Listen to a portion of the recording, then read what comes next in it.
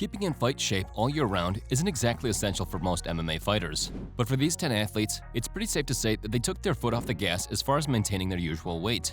Some pack on muscle, others balloon to unrealistic fighting sizes. Here are 10 UFC fighters that let themselves go. Number 10. Jon Jones. At this stage, we all know that Jon Jones is a bit of a wild man, with a reputation for partying and excess that precedes him. It's only natural to expect that Jon's weight and overall physical shape fluctuates quite heavily between camps. These days, of course, he's intentionally packing on the muscle ahead of a move to the heavyweight division. But during this original reign over the 205-pounders, it was actually kind of crazy to see just how regular looking he would get while not preparing for a fight. Not only has most of his muscle mass disappeared, but judging by his protruding stomach, you would nearly go as far as to say that he doesn't even look athletic. Of course, when the time comes to fight, Jones always puts it together, whether he is partying just outside of 1 week before the fight or in need of building his muscular frame up again. By the looks of things, he does appear to be taking his transition to heavyweight very seriously. So if he can avoid his usual pitfalls in his personal life, it will certainly be very interesting to see how things play out for him. Can he win UFC heavyweight gold? That's anyone's guess, but rule Jon Jones out at your own peril. Number 9. Paddy Pimblett. Just as soon as Paddy Pimblett arrived in the UFC, he'd already done a good job at establishing himself as a highly touted prospect. And sure enough, when his first-round KO of Luigi Vendramini happened, the world was ready to accept this new exciting talent onto our screens. But in the weeks that followed his hugely immense debut, something very odd happened. Pimblett began to noticeably pack on the pounds, eventually looking quite different from the lean figure who had made the walk to the cage just a few weeks prior. According to Paddy the Baddy himself, his weight always fluctuates between camps due to his love of unhealthy food. However, many fans agreed that while this may work out for him on the regional level, when it comes to the UFC, you need every possible advantage you can get, and making such regularly changes to your body type would be a bad idea when you're attempting to compete with the best of the best. Paddy loves greasy food though, so it's hard to know whether he will take this advice on board. Number 8. Anthony Johnson. You know you've got some real soul-searching to do when you start your career at welterweight and eventually move up 2 weight classes to light heavyweight, before then flirting with the idea of another move up to the heavyweight division. Seriously, one look at the 170-pound version of Anthony Rumble Johnson will tell you everything you need to know about his many issues with his weight cut. It actually got so bad that the UFC cut him from the roster after he moved up 15 pounds to middleweight and still managed to come in heavy. These days, under the Bellator banner, Johnson appears to be happy to stay at 205 pounds. And when you consider the major physical changes he has overgone over the years, it's pretty safe to say that his body deserves a break, no? Number 7. Nick Diaz.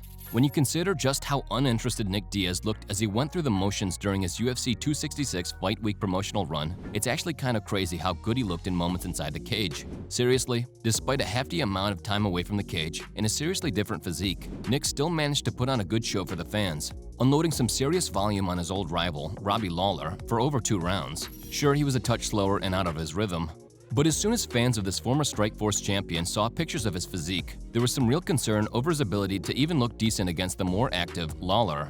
In the end, his appearance was certainly deceiving, and though he did lose by way of a 3rd-round stoppage, Nick Diaz left the cage that night with his head held high. That's for sure. Number 6. Darren Till. Just like his fellow Liverpool native, Paddy Pimblett, Darren Till is another fighter who is more than happy to pack on the pounds in between camps, to blow off steam more than anything else. And while sometimes that goes directly to his gut, when he did finally bite the bullet and move up to the middleweight division, fans were expecting a pretty massive body transformation when some pictures emerged, prior to his fight with Kelvin Gastelum, that showed the Brit with some serious bulk in his arms. In the end, Till came into the cage a little more shredded than the picture would have had you believe, ever since entering the 185-pound division. Whether he can overcome his current run of form and find his way to a title shot is anyone's guess, but love him or hate him, Darren Till remains one of the best strikers in the game. Remember, if you're enjoying our content and want to see more, be sure to leave a like before subscribing to the channel so you don't miss any of our weekly uploads. Number 5. Vitor Belfort. Up next is an entry dedicated to the many physical changes in the career of Vitor Belfort. Entering the UFC over 2 decades ago, this Brazilian legend showcased some of the fastest hands in the sport, a truly special talent who provided highlight after highlight before the sport's golden era. Then came TRT Vitor phase, a run of form that saw Belfort receive a truly ridiculous exemption from TRT, something that allowed him to find a major resurgence in his career.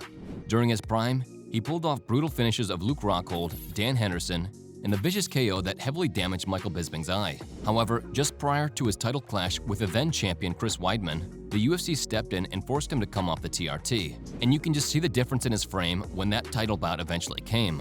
Nowadays, after leaving the UFC, Belfort, who is now in his mid-40s, miraculously found his way back into incredible shape again once the ever-watchful eyes of USADA were no longer an issue. Seriously, even old man Vitor is pretty jacked. A scary, scary fighter. Number 4. Anderson Silva. It is harsh to put an out-of-shape, short-notice replacement Anderson Silva on our list? Maybe.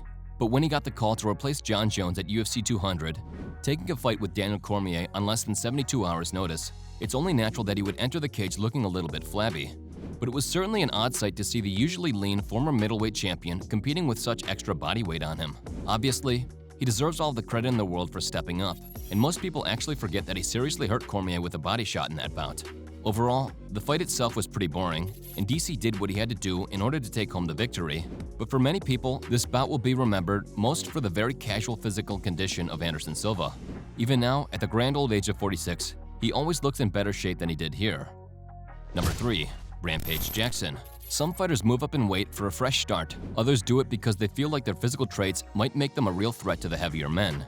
Rampage Jackson, on the other hand, just seems sick of making the 205-pound limit, and for his later run under the Bellator banner, this former Pride and UFC champion made a point of dismissing any future return to his optimum fighting weight. In his eyes, the heavyweight division was a new home that allowed him to live the type of lifestyle he wanted. And when you consider all he has done for the sport, Jackson certainly deserves a break. But based on his 1-3 run of form at heavyweight and the fact that he hasn't competed in nearly 2.5 years, it does look as though this legend's days in the sport are numbered. Number 2. Conor McGregor. One of the more surprising stories of 2021 was Conor McGregor's pretty drastic muscle gain after the leg break that ruined his chances of any consistency last year. To his credit, given that he was unable to spar in any form, it is good to see that the Irishman was keeping his physical performance at the front of his mind. But when pictures emerged of the former featherweight and lightweight king looking quite heavy, the instant response was to wonder just how this would affect his cardio aspect. For now, we won't get an answer to that, due to the Notorious's need to fully heal from the injury. However, it would come as a major surprise if he doesn't slim down somewhat by the next time his next fight comes about. Whether he competes at 155 pounds or even 170, that kind of frame looks like something you might see out on Venice Beach, rather than the physique of a high-level mixed martial artist. Only time will tell how this next pivotal chapter in Conor McGregor's career pans out. Number 1. Johnny Hendricks. Sometimes a great fighter's downfall can be especially tough to watch. After his 5-round showdown with Georges St-Pierre, when his decline came, man did it hit him hard. Issues with making the welterweight limit persisted in the post-title reign period of Big Rig's career, with rumors swirling that he was unprofessional in his approach to his diet. So when a move up to the middleweight division followed, fans thought that perhaps we would see the best version of this once elite fighter again. However, his move to 185 pounds saw him miss weight once again. Yes, seriously, Hendricks gave himself another 15 pounds to work with and still blew it. All in all, you could just see the difference in his body. Some call it laziness, others cite the introduction of USADA. And that will just about do it for this video. Again, if you enjoyed today's video and want to see more, be sure to leave a like before subscribing to the channel so you can stay up to date with all of our latest uploads. Thanks for watching.